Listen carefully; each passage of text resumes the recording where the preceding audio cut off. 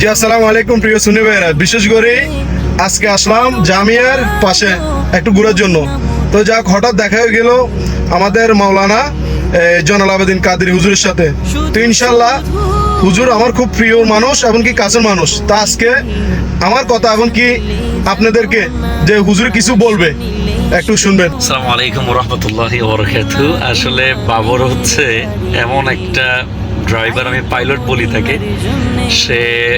আমি আজকে থেকে প্রায় 15-16 বছর আগে যখন খুব ছোট ছিলাম, আমি তখন খুব ভয়ঙ্কর কিছু সফরের রেকর্ড আছে আমার।